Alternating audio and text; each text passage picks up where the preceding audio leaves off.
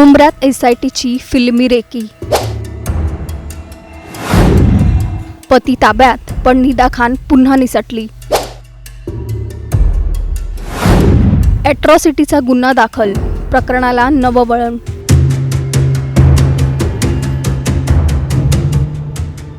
नाशिकच्या बहुचर्चित प्रकरणात एसआयटी थेट मुंब्र्यात पोहोचली आहे. पोलिसांनी फिल्मी स्टाईल रेकी केली. सापळा रचला जातो. पती तर ताब्यात येतो, पण शेवटच्या क्षणी मुख्य आरोपी निदा खान हातातून निसटते. हा केवळ योगायोग आहे का, की कुणीतरी आतून माहिती देते? पोलिसांची टीम पोहोचण्याआधी निदा खान कशी निसटली? पोलिसांच्या कारवाईचा सुगावा निदा खानला आधीच कसा लागतो? आणि प्रत्येक वेळी पोलिसांच्या एक पाऊल पुढे असलेली निदा नेमकी कुठे लपली आहे, याचा सविस्तर आढावा या व्हिडिओच्या माध्यमातून आपण घेणार आहोत. त्यासाठी हा व्हिडिओ शेवटपर्यंत पाहत राहा आणि टाइम्स नाऊ मराठीला लाईक, फॉलो आणि सबस्क्राईब करा.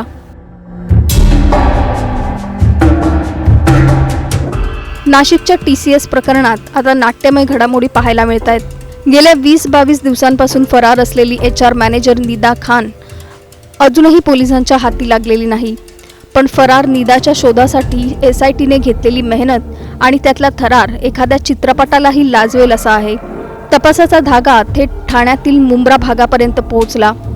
माहिती मिळाली की निदा खान गेल्या काही दिवसांपासून तिच्या सासरी मुंब्र्यात राहत होती.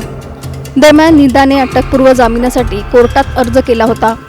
ती फरार असतानाच तिचं मेडिकल सर्टिफिकेट समोर आलंय, ज्यात निदा प्रेग्नंट असल्याचं कळतंय. मुंब्र्यातल्या एका क्लिनिकमध्ये निदा उपचार घेत होती. तिथून तिने मेडिकल सर्टिफिकेट घेऊन कोर्टात जामिनासाठी दिल्याची धक्कादायक माहिती समोर आली आहे. पोलिसांनी कसा रचला सापळा? यानंतर एसआयटी पथकाने शांतपणे योजना आखली.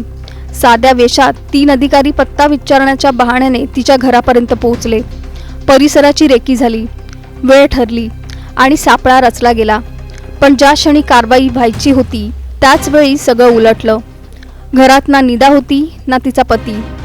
तपासात असं समोर आलं की एसआयटी टीम आपल्यापर्यंत पोहोचणार याची चाहूल लागताच निदाने 4 दिवसांपूर्वीच घरातून पळ काढला आणि तिचा पती मोईन खान कामावर गेल्याची माहिती मिळाली. यानंतर पोलिसांनी तिचा पती मोईनला त्याच्या कामाच्या ठिकाणावरून ताब्यात घेतलं. चौकशीत त्याने दिलेल्या माहितीनुसार निदाची मावशी नूरी शेख तिला नाशिकला घेऊन गेल्याचा संशय व्यक्त करण्यात आलाय. यामुळे तपास पुन्हा नाशिककडे वळलाय. पण निदाने एसआयटीची टीम पोहोचण्याआधीच पळ काढणं हा फक्त योगायोग होता का, की तिला आधीच माहिती मिळाली होती? दरम्यान या प्रकरणात आणखी एक मोठा ट्विस्ट समोर आलाय. तक्रारदार महिला ही अनुसूचित जातीतली असल्याने जातीवाचक शिवीगाळ केल्याच्या आरोपावरून आता ॲट्रॉसिटी अंतर्गत गुन्हाही दाखल करण्यात आलाय. निदा खानसह दानिश शेख आणि तौसिफ अत्तार यांच्यावरही गुन्हा नोंदवण्यात आलाय. निदा खानची कामावरून हकालपट्टी. निदा खान प्रोसेस असोसिएट पदावर 27 डिसेंबर 2021 पासून कार्यरत होती. काही दिवसांपूर्वी निदाने आपली बदली मुंबईला करून घेतली होती. त्यानंतर ती मोईन खानसोबत मुंब्र्यात राहत होती. ती TCS कंपनीच्या मालाडमधील कार्यालयात जात होती. निदावरच्या गंभीर आरोपांनंतर कंपनीकडून तिच्या निलंबनाचा निर्णय घेण्यात आला. कंपनी नेटवर्क आणि सिस्टीमवरील प्रवेश तिला तात्पुरता बंद करण्यात आलाय. तपासात समोर आलेल्या माहितीनुसार कंपनीत नवीन येणाऱ्या मुलींना टार्गेट करून त्यांना एका ठराविक जाळ्यात अडकवलं जात होतं, असा आरोप आहे. या सगळ्यात निदा खानची भूमिका महत्त्वाची असल्याचा संशय व्यक्त केला जातोय. तिच्या अटकेनंतरच या संपूर्ण प्रकरणातील खरा सूत्रधार कोण हे स्पष्ट होईल, असं पोलिसांचं म्हणणं आहे. दरम्यान एसआयटीची 3 पथकं तिच्या मागावर असून नाशिक, ठाणे आणि इतर ठिकाणी शोध मोहीम सुरू आहे. प्रत्येक धागा तपासला जातोय, प्रत्येक हालचालीवर लक्ष ठेवलं जात आहे. पण तरीही मुख्य आरोपी अजूनही सापडत नाहीये. निदा खान प्रत्येक वेळी पोलिसांच्या हातातून निसटते. हा योगायोग आहे की कुणीतरी तिला मदत करतंय? एसआयटी इतकी जवळ पोहोचूनही ती कशी पळून जाते? तिचं नेटवर्क नेमकं किती मोठं आहे? निदा खानच्या अटकेनंतर या प्रकरणात आणखी किती धक्कादायक खुलासे होणार आहेत? आणि खरा मास्टरमाइंड कोण आहे हे कधी समोर येणार?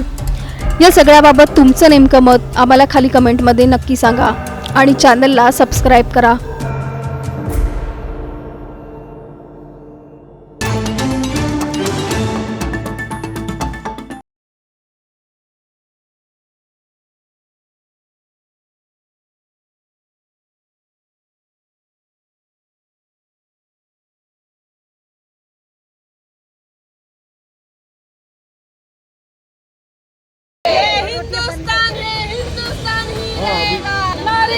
आगे बढ़ो, हम तुम्हारे साथ हैं। धर्मवीर संभाजी महाराज आणि छत्रपती श्री शिवाजी महाराज, फक्त तुम्हाला आता हात जोडून कळकळीची विनंती आहे, आता आम्हाला न्याय देण्यासाठी आणि आमच्या मुलींना न्याय देण्यासाठी तुम्हाला जन्म घ्यावा लागणार आहे महाराज। नाशिक TCS प्रकरणात खळबळजनक माहिती उघड। मास्टरमाइंड निदा खानचं दिल्ली स्फोटाशी कनेक्शन। ATSच्या तपासात नवे धागेदोरे हाती। नाशिकमध्ये उघड झालेलं TCS प्रकरण आता केवळ ऑफिसपुरतं मर्यादित राहिलेलं नाही। या प्रकरणाने थेट देशाच्या सुरक्षेवर प्रश्नचिन्ह उभं केलंय। एका HR मॅनेजरचं नाव समोर येतं।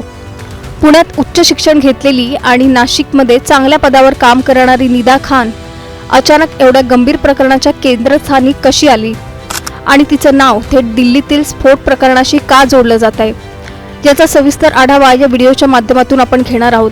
त्यासाठी हा व्हिडिओ शेवटपर्यंत पाहत राहा आणि टाइम्स नाऊ मराठीला लाईक, फॉलो आणि सबस्क्राईब करा। नाशिकमध्ये उघड झालेलं TCS प्रकरण आता साधा गुन्हा राहिलेला नाही। दिवसेंदिवस समोर येणाऱ्या माहितीमुळे हे प्रकरण अधिकच गडद आणि गुंतागुंतीचं होत चाललंय। सुरुवातीला काही महिला कर्मचाऱ्यांच्या लैंगिक शोषणाच्या तक्रारी आल्या, त्यानंतर धर्मांतराच्या दबावाचे आरोप झाले आणि आता या सगळ्यात HR मॅनेजर निदा खान ही मास्टरमाइंड असल्याचं समोर आलंय। यामुळे आता प्रकरणाला एक वेगळंच वळण लागलंय। निदा खान कोण? निदा खान वय अवघं 26, शिक्षण पुण्यात, करिअर IT क्षेत्रात। बाहेरून पाहिलं तर एक सामान्य यशस्वी तरुणी, पण तपास जसजसा पुढे सरकत गेला तसतसे तिच्या भोवतीचे धागे एकमेकांशी जोडले जाऊ लागले। नाशिक, पुणे, मुंबई असा तिचा प्रवास आणि आता थेट तपास यंत्रणांच्या रडारवर। मिळालेल्या माहितीनुसार कंपनीतील काही महिला कर्मचाऱ्यांवर नोकरीच्या निमित्ताने जाळ्यात अडकवायचं, त्र्यंबकेश्वर परिसरातील रिसॉर्टवर पार्ट्या केल्या जायच्या आणि नंतर मानसिक दबाव टाकून धर्मांतर करण्याचा प्रयत्न होत असल्याचे आरोप आहेत। काही फोटो आणि मेसेजेस समोर आलेत, ज्यातून या प्रकाराची झलक दिसते। मात्र हे सगळं खरंच घडलंय का, की यामागे काही वेगळं कारण आहे, याचा तपास सध्या सुरू आहे। निदाचं दिल्ली स्फोटाशी कनेक्शन। या प्रकरणात मुख्य आरोपी शफी शेख आणि रजा मेमन यांच्या पोलिसांनी मुसक्या आवळल्या। या दोघांच्याही चौकशी दरम्यान निदा खानबद्दल आणखी एक धक्कादायक बाब समोर आली आहे। ती म्हणजे या दोन्ही आरोपींनी दिलेल्या माहितीनुसार निदा खानचं दिल्ली बॉम्बस्फोटातील आरोपी डॉक्टर शाहीनशी कनेक्शन। त्यामुळे निदा खानचा दिल्ली बॉम्बस्फोटाशी संबंध असल्याचा संशय ATSला आहे। नाशिकमधील प्रकरणातून फक्त धर्मांतरण नाही तर थेट राष्ट्रीय सुरक्षेवर घाला घालण्याचा कुटील डाव समोर आलाय। हा केवळ एक योगायोग आहे की यामागे मोठं नेटवर्क काम करतंय, हा सध्या तपासाचा मुख्य मुद्दा बनलाय। या कनेक्शनमुळे स्थानिक पातळीवरची ही केस आता थेट राष्ट्रीय सुरक्षेच्या चौकटीत पोहोचली आहे। सध्या निदा खान फरार असल्याची माहिती आहे। तिने अटकपूर्व जामिनासाठी अर्ज केल्याचं समजतंय। इतकंच नाही तर तिने स्वतः गरोदर असल्याचाही दावा केलाय, ज्यामुळे या प्रकरणात आणखी एक वेगळा अँगल समोर आलाय। या केसमध्ये आतापर्यंत 8 पैकी 6 आरोपींना अटक करण्यात आली आहे। उर्वरित आरोपींचा शोध सुरू असून तपास यंत्रणा प्रत्येक कनेक्शन बारकाईने तपासते। प्रकरणाची संवेदनशीलता पाहता हा तपास ATS कडे सोपवण्यात आलाय। ATSचे अधिकारी आता या केसचा प्रत्येक पैलू उघड करण्यासाठी काम करतायत। दरम्यान नाशिकमध्ये या प्रकरणाने प्रचंड संताप उसळलाय। विविध सामाजिक संघटनांनी रस्त्यावर उतरून निषेध व्यक्त केलाय। TCS कार्यालयापासून जिल्हाधिकारी कार्यालयापर्यंत मोर्चे काढण्यात आले आहेत। दोषींना कठोर शिक्षा झालीच पाहिजे अशी जोरदार मागणी केली जाते।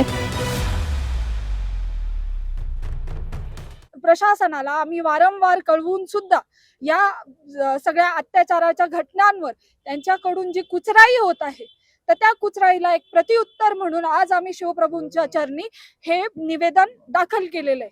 आणि याचा मूळ उद्देश हा आहे की घराघरात हा संदेश जावा की जो पण अत्याचार होतोय तर त्या अत्याचाराला आम्ही स्वतः जनता जागून जाब विचारणार आहे। पोलिसांकडून नागरिकांनाही आवाहन करण्यात आलंय। या प्रकरणाशी संबंधित कोणतीही संशयास्पद माहिती असेल तर ती तात्काळ पुढे आणा, कारण प्रत्येक छोटा धागा या मोठ्या कोड्याचं उत्तर देऊ शकतो। सध्या सर्वांच्या नजरा ATSच्या तपासाकडे लागल्यात। या प्रकरणात दररोज नवे खुलासे समोर येत असल्यानं याचं जाळं कुठपर्यंत पसरलंय याचा ATS तपास करतेय. निदा खान खरंच या संपूर्ण प्रकरणाची मास्टरमाइंड आहे की ती फक्त एका मोठ्या आणि खोलवर रुजलेल्या जाळ्यातील एक कडी आहे. नाशिकपासून पुणे, मुंबई आणि थेट दिल्लीपर्यंत पोहोचणारे हे धागे नेमकं कोणत्या मोठ्या नेटवर्ककडे इशारा करत आहेत? धर्मांतर, शोषण आणि दिल्ली स्फोट कनेक्शन हे सगळं एकमेकांशी जोडलेलं आहे का? की या तपासाला चुकीच्या दिशेने वळवण्याचा प्रयत्न केला जातोय? आणि सर्वात मोठा प्रश्न म्हणजे ATSच्या तपासातून अजून कोणते धक्कादायक खुलासे समोर येणार? तुम्हाला या सगळ्याबाबत नेमकं काय वाटतं? आम्हाला खाली कमेंट करून नक्की सांगा आणि चॅनलला सबस्क्राईब करा.